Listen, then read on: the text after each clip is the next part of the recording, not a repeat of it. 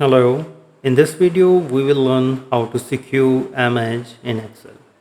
For this you need to go to the insert, click on the shapes and then pick the rectangle shapes. Draw the rectangles, then right click and click on the edit points. Adjust the edit points on the screen.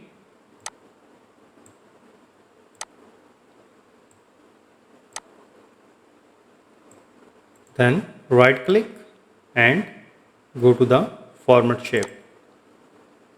Here on the right side there is a fill. You need to click on the picture or texture fill.